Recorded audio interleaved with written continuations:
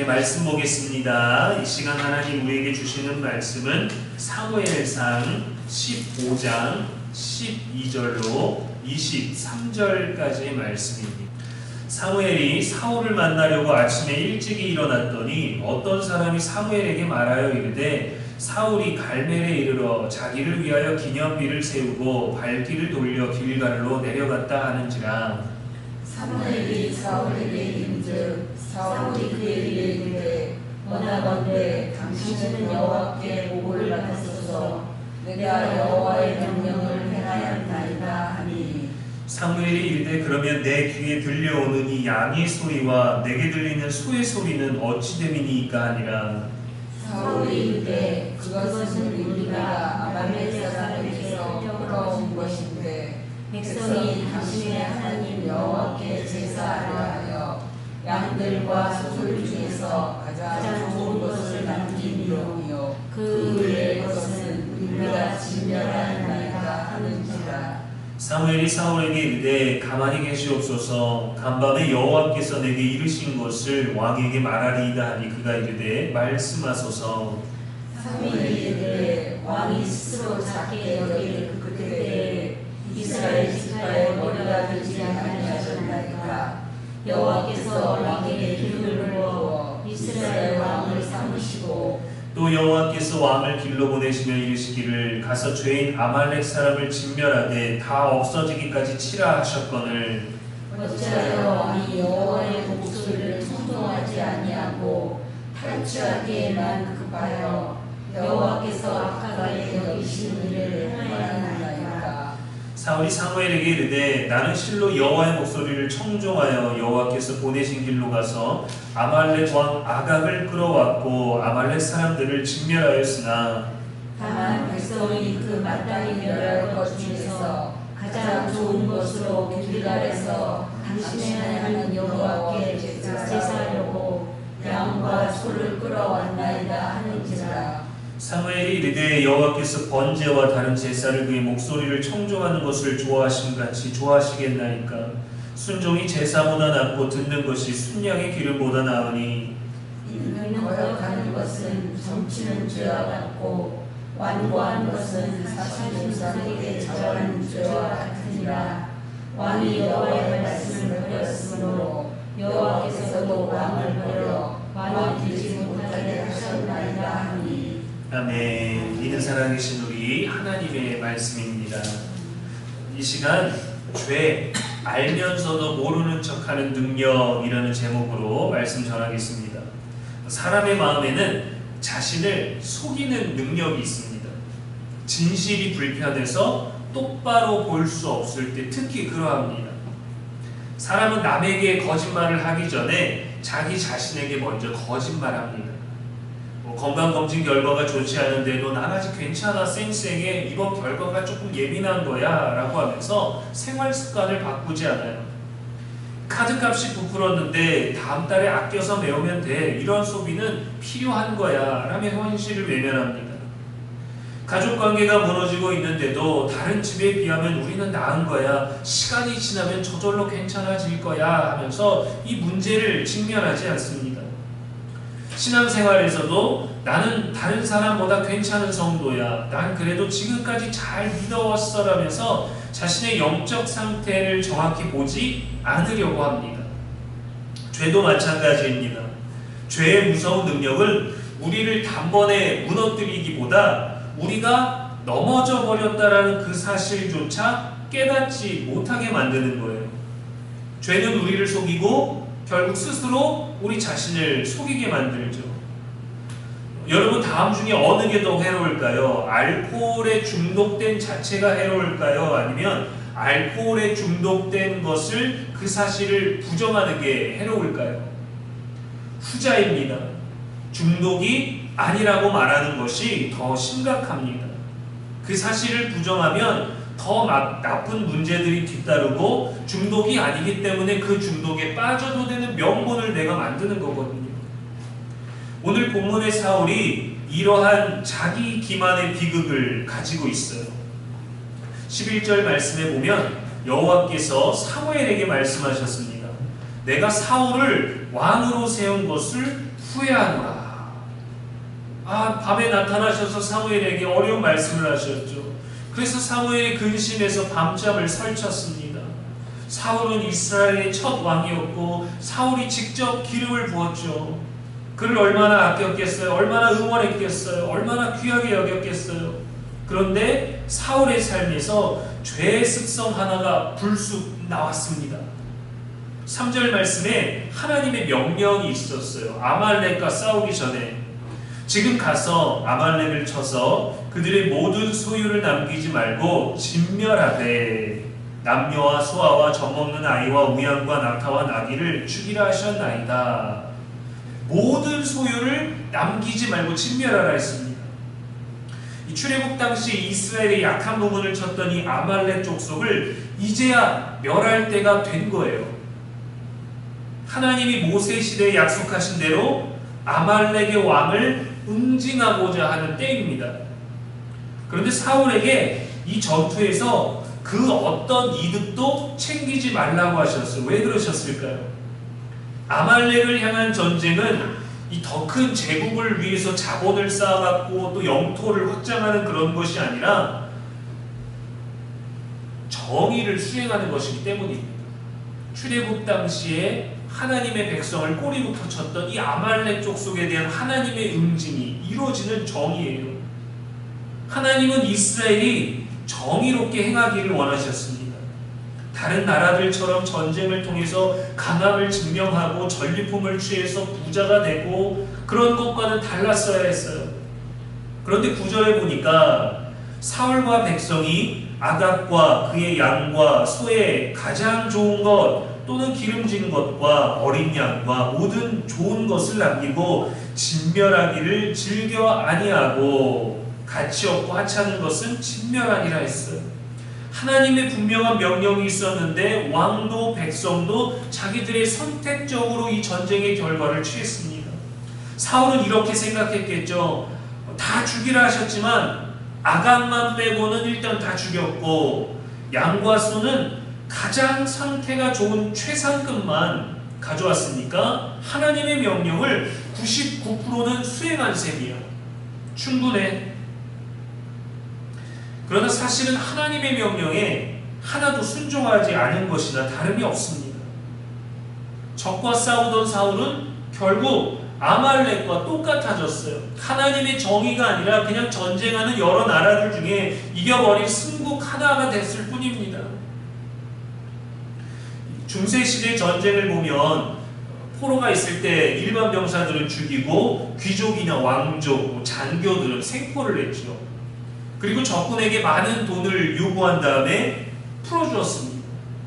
같은 생명인데 취급이 달랐어요.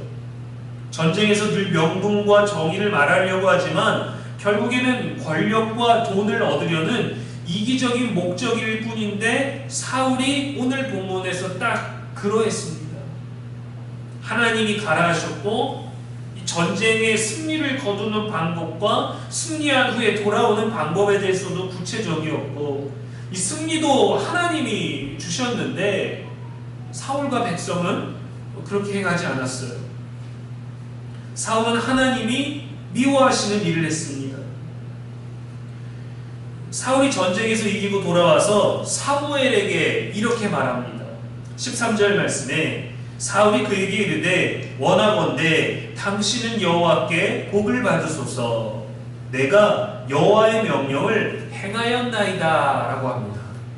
그리고 15절에 당신의 하나님 여호와께 제사하려 하여 양들과 소들 중에서 가장 좋은 것을 남김이요 그 외의 것은 우리가 진멸하였나이다 했어요. 여기서 명확한 자기 기만을 볼 수 있죠. 알면서도 모르는 척하는 죄가 발동했어요.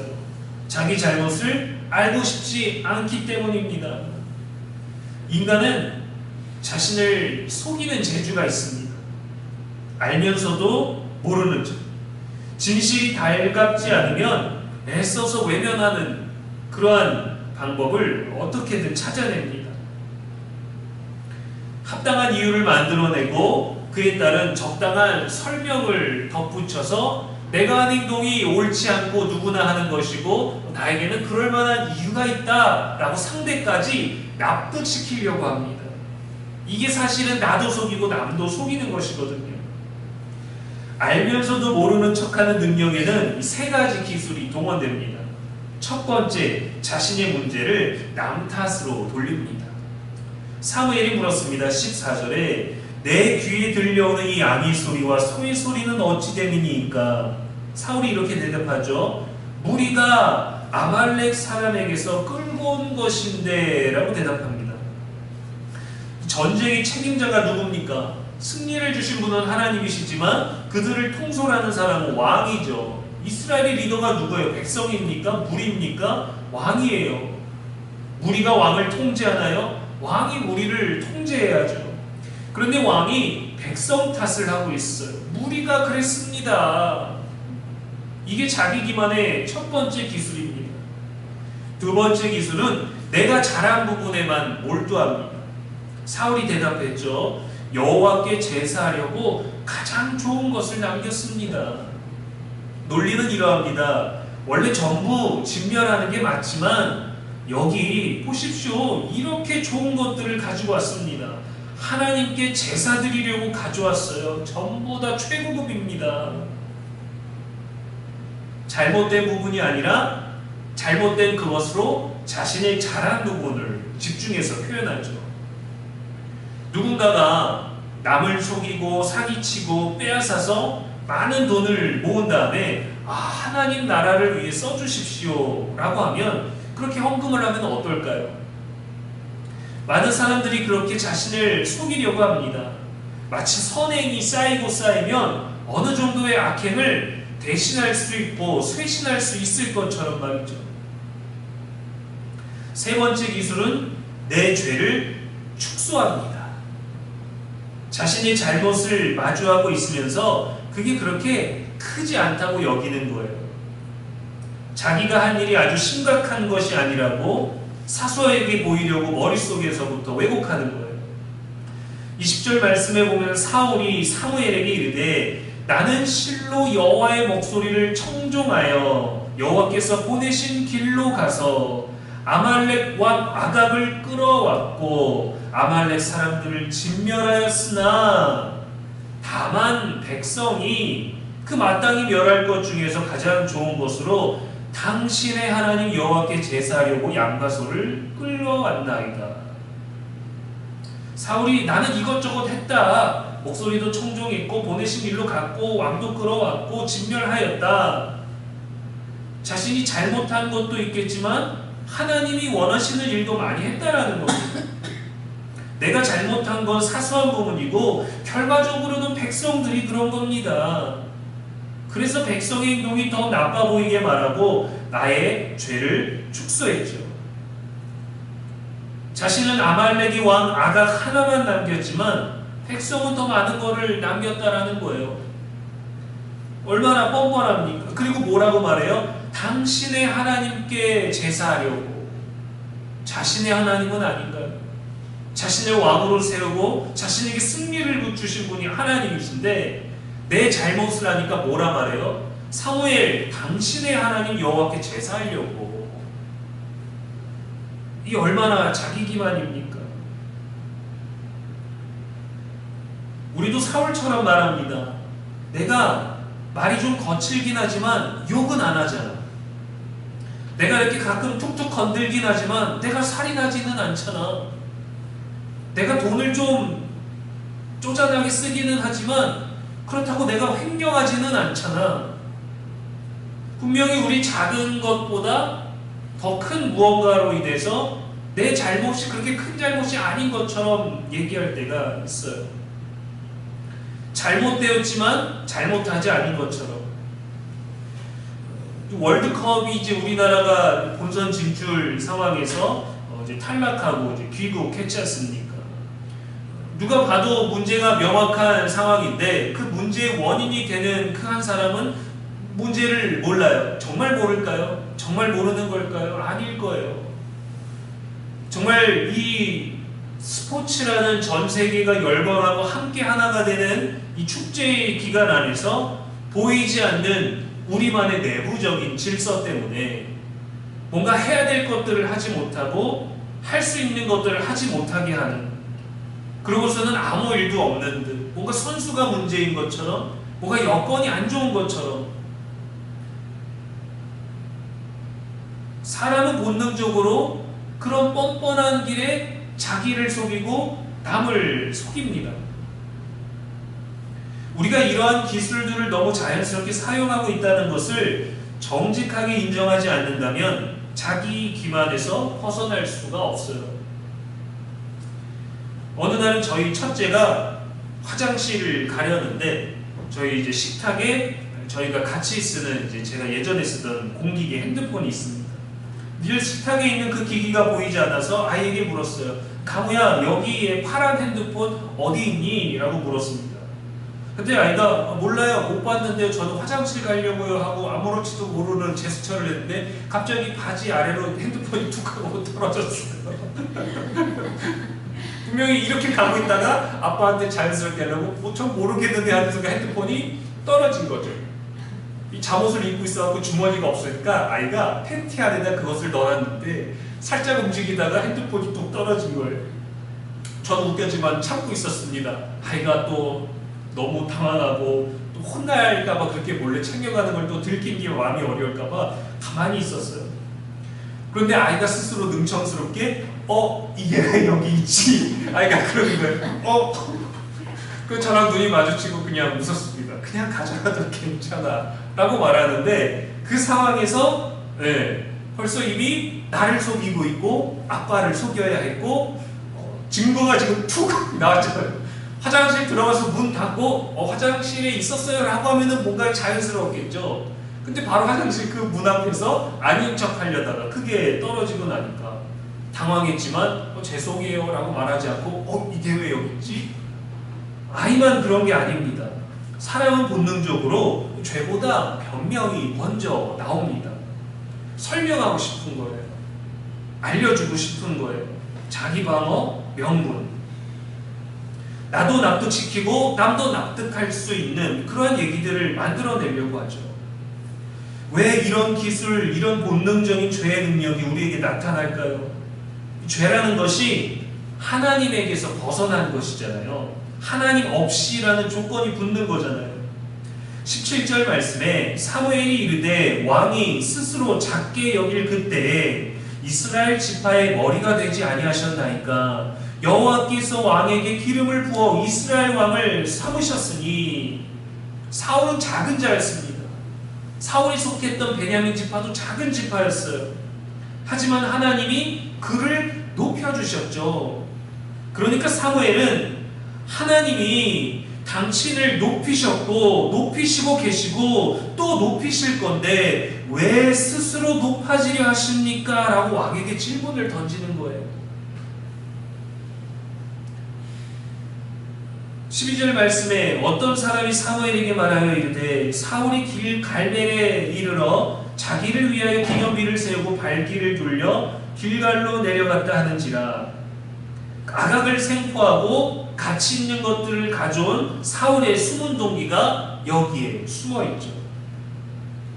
보통 전쟁에서 승리하면 이 조공을 바치게 하려고 왕을 죽이지는 않습니다. 그 왕이 있어야 내가 이 왕보다 더 세라는 것들을 증명할 수 있거든요. 그래서 그 왕이나 왕의 가족을 포로로 잡아와서 자신의 통치 아래 두죠. 왕들의 왕이 되려고 하는 겁니다. 사울도 그랬어요. 자신을 위해 기념비를 세웠죠. 승리는 하나님이 주셨지만 이스라엘의 왕만으로는 만족할 수가 없었습니다. 하나님이 그를 높이셨고 앞으로도 높여주실 건데도 그는 여전히 자신이 작다고 생각했어요. 내가 이 이스라엘의 첫 번째 왕이지만 난 아직 작아. 난 만족 못하겠어. 그래서 스스로 높아지려다 보니까 사무엘을 만나서 자기 기만이 나타난 게 아니라 이미 그러한 것들이 그 죄가 불쑥 나와서 시작됐죠. 이 알면서도 모르는 척하는 이러한 능력 속에서 어떻게 은혜로 돌아올 수 있을까요? 첫째로 내 안에 자기 기만의 증거를 찾아내야 합니다. 사무엘이 사울에게 내 귀에 들려오는 양의 소리와 소의 소리는 무엇입니까? 궁금해서 묻는 게 아닙니다. 아니, 여러분들은 전쟁을 하러 갔다가 전쟁은 그대로 돌아와야 되는데 하나님이 다 직면하고 아무 전리품도 챙기지 말라 그랬는데 왜 이 가축의 소리가 들리는 겁니까? 사무엘의 첫마디와 같이 정확한 지적이 필요해요. 죄는 잘못된 것에 대해선 확실히 짚어야 됩니다. 대부분은 자기 기만의 기술 속에서 스스로 증거를 바라보지 못할 때가 있어요. 이렇게 변명하죠. 내가 보복운전을 한 게 아니라 저 사람이 먼저 도발했다니까요. 용서해야 되는 건 알지만 저 사람이 사과를 안 한다니까요. 나는 친절하려고 했는데 저 사람이 무례한 거라니까요. 그래서 우리는 똑같아졌는데 그렇게 똑같아진 것에 대해서 인정하지 않으려고 합니다. 그래서 우리는 사무엘처럼 진실하게 우리의 이 자기 기만의 흔적을 찾아줄 사람이 곁에 있어야 돼요. 나여서는 안 됩니다. 나는 이미 나를 속이고 있을지도 모르기 때문에. 우리는 못 보지만 타인이 볼 수 있는 것들이 있죠. 차를 운전해도 운전자에게만 보이지 않는 사각지대가 있잖아요.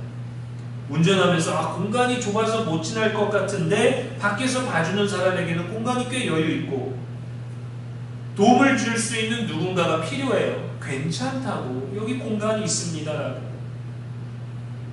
그러나 분별력 있는 사람이어야 됩니다. 운전을 전혀 하지 못하는 사람인데 그냥 나오세요 하다가 차를 박는 경우도 많거든요.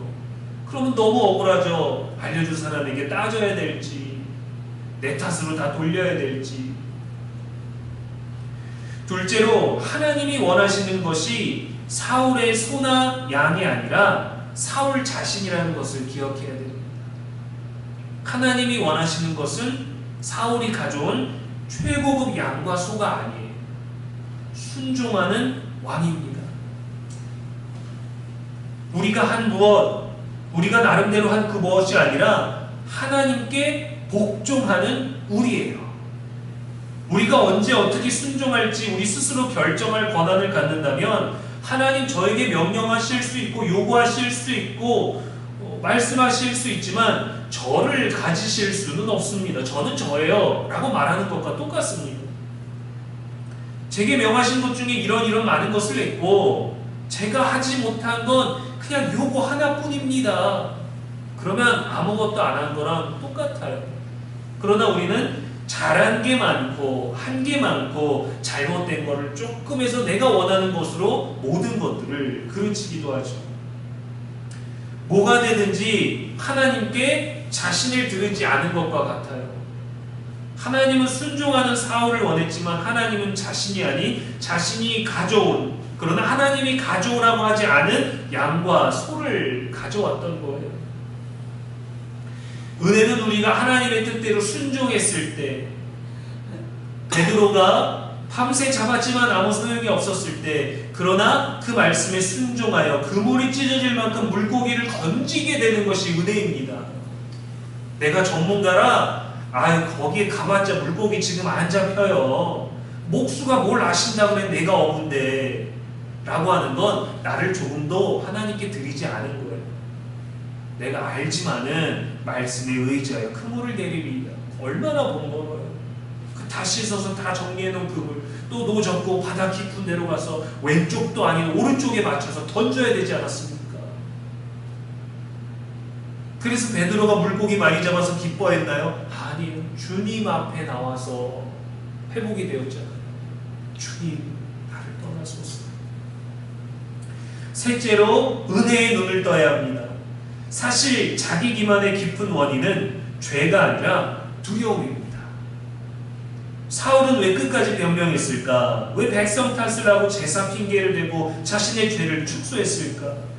죄를 인정하면 왕으로서의 체면이 무너질 것 같기 때문입니다.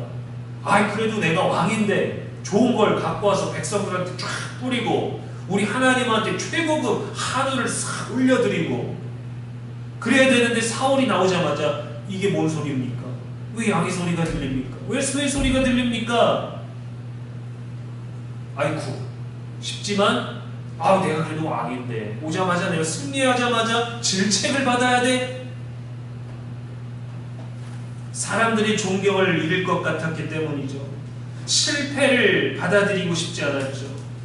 그래서 죄가 드러나는 것을 더 두려워해서 자기 기만에 빠지게 되었어요. 그러나 복음은 다른 이야기를 들려줍니다. 하나님은 죄를 숨기는 사람도 찾으시고 죄를 인정하는 사람은 용서해 주십니다. 아담도 숨었고 다윗도 죄를 감추려고 우리아를 죽였어요. 베드로도 예수님을 부인했지만 하나님은 그들을 버리지 않으셨습니다. 오히려 그들을 찾으셨죠. 은혜입니다. 그래서 은혜를 아는 사람은 죄를 숨길 이유가 없어요. 은혜를 모르면 감춰야 합니다. 그러나 은혜를 알면 고백하게 되는 겁니다. 높으신 예수님께서 낮아지신 이유도 우리가 실패했고 우리가 죄인이고 우리가 스스로를 구원할 수 없기 때문이에요. 그래서 가장 높으신 그분이 낮아지심으로 말미암아 우리와 역할을 바꾸셨죠.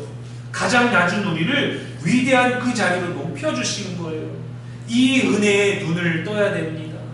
은혜는 죄를 인정하는 사람에게 주어지는 거예요. 그래서 자기 기만 대신 정직함으로 핑계 대신 회개함으로 나아가면 나를 기다리고 있는 은혜를 볼 수 있어요. 은혜는 죄가 없는 사람이 아니라 죄를 인정하는 사람에게 풍성하게 임하기 때문입니다. 그리고 자기 기만은 나를 불편하게 하지만 내가 죄를 인정하면 먼저 내 마음이 편해져요. 우리 스스로 더 나은 사람이 되려고 하지 않아도 됩니다. 하나님이 사울을 높이셨듯이 우리도 높이실 것이기 때문이죠. 사랑하는 여러분, 사울의 비극은 전쟁에서 진 것이 아니라 죄를 지은 것도 아닙니다. 죄를 지으면서도 끝까지 그 죄 속에서 자기 자신을 속인 거예요. 하나님이 여러 번 기회를 주셨죠. 양의 울음소리로, 사무엘의 책망으로, 질문으로, 말씀으로 사울을 계속해서 찾아가셨습니다.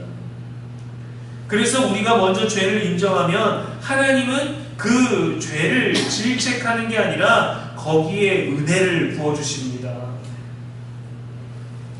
하나님이 날 혼내시지 않네가 아니라 괜찮다라고 해주시는 거예요.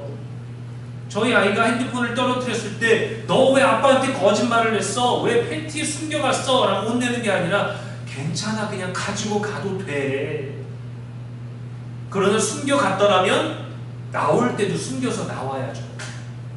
제가 식탁에 앉아있으면 다시 그 파란 핸드폰을 제자리에 둘 때까지 이 아이는 자신을 속이고 아빠를 계속 속여야 됩니다.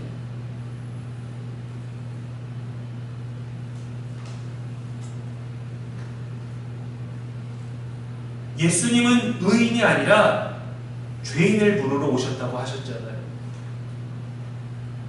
다른 누군가가 아니라 우리를 찾으러 오셨고 우리가 예수님이 찾으시는 죄인입니다. 그것을 인정하는 것이 필요해요. 주님, 내가 죄인입니다.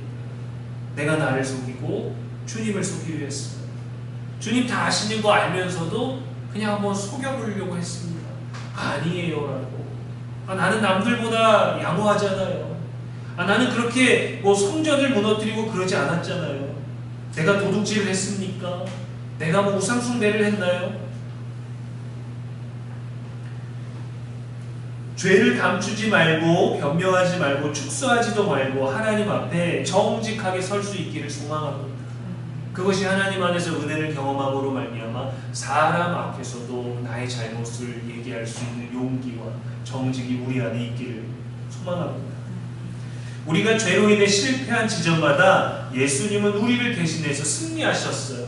죄에 무너지고 두려워하고 자기 기만에 빠져있는 모든 때에 예수님은 우리를 건져주셨고 우리를 높여주셨습니다. 죄는 우리가 지었지만 우리에게 승리를 주셨어요. 자기 기만의 어둠에서 벗어나 은혜의 빛 가운데로 살아갈 수 있는 저와 여러분 되기를 주님의 이름으로 축복합니다.